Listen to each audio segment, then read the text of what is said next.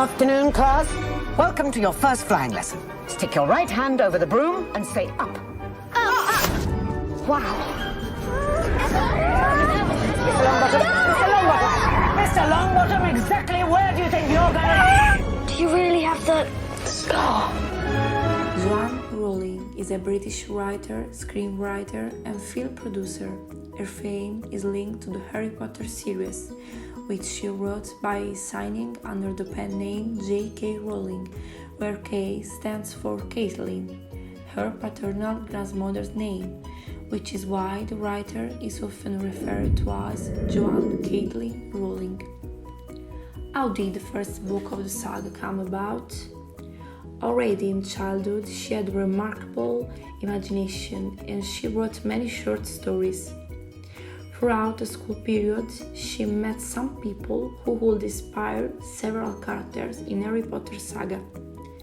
The primary school principal became Dumbledore Albus, her best friend, who drove a Ford Anglia inspired her by Ron Weasley, and her chemistry professor, with whom she had no good relation, was the inspiration for the character of Severus Snape.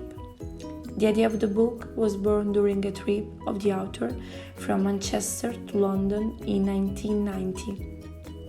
After, in 1997, the publishing house called Bloomsbury accepted the manuscript and published it.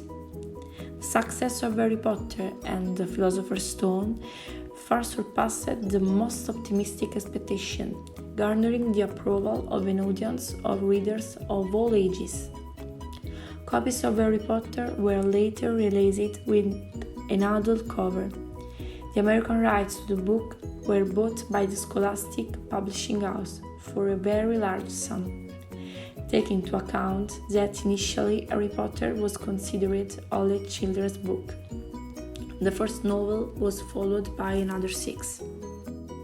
The book has been translated into 77 languages, including Latin and Ancient Greek, and remains one of the most popular literary works of the 20th century, with a global sale of 120 million copies.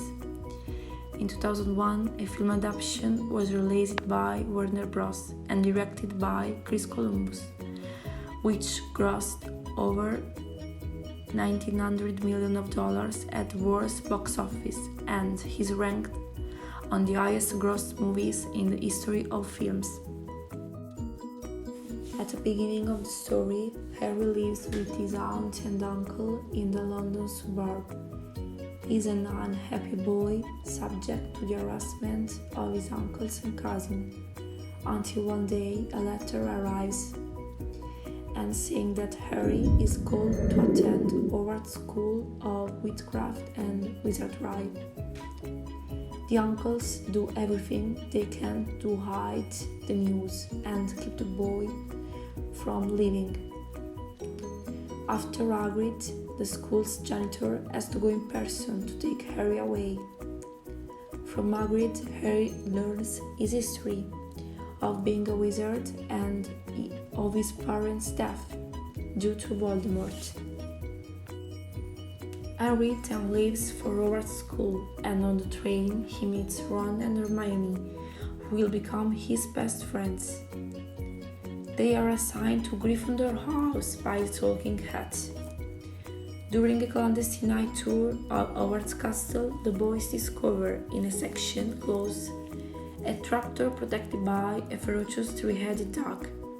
After several searches, the boys discover that the trapdoor hides the legendary Philosopher's Stone, a stone that can give immortality.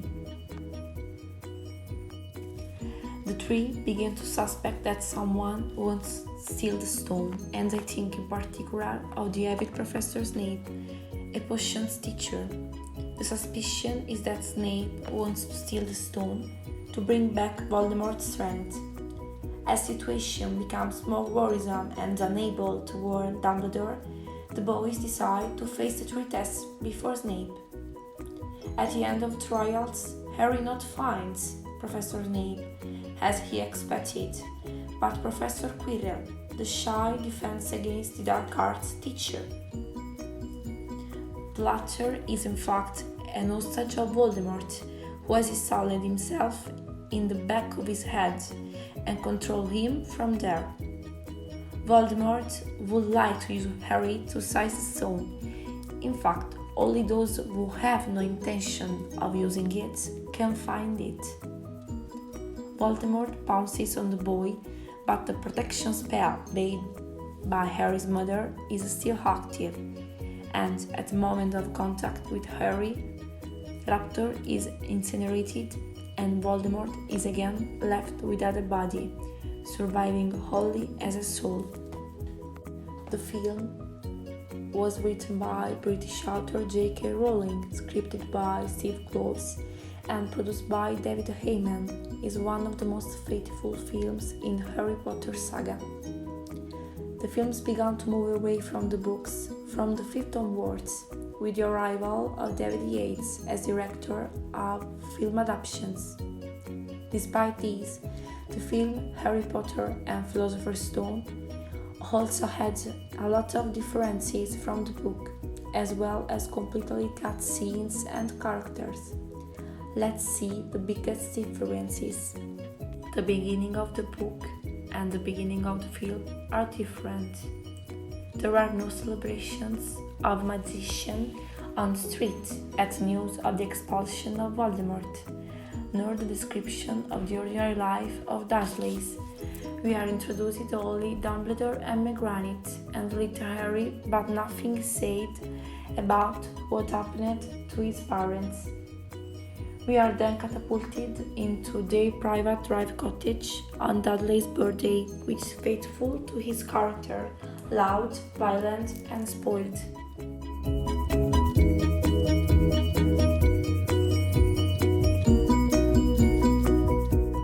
We see another difference with the arrival of Hogwarts letters.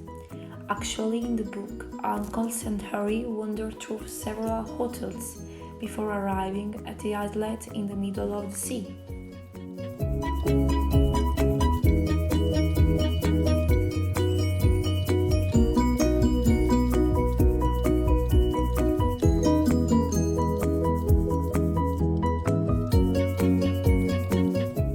In the book, when they go to Ollivander, he takes Harry measurements before giving him the chopsticks.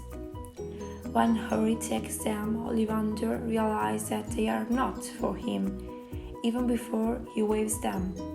There is no explosion caused by Harry, and the only magic wand to do anything is that of Holy and Phoenix feathers, which projects a trail of red and gold sparks.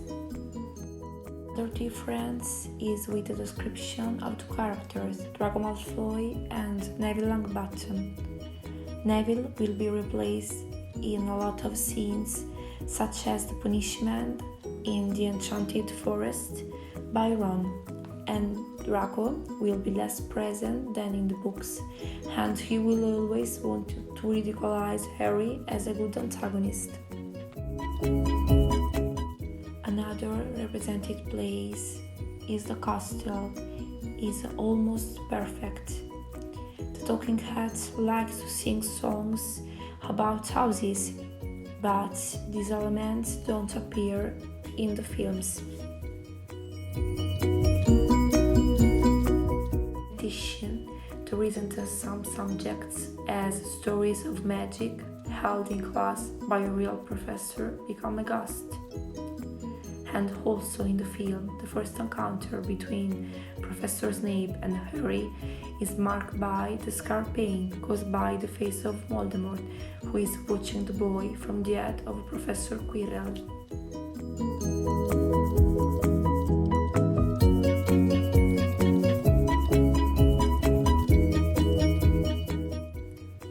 In conclusion, in the end of the book, there is no mention of the conversation between Dumbledore and Harry Potter. The principal tells the boy that cannot tell him why Voldemort wants to kill him that night, which he will only do in the fifth book.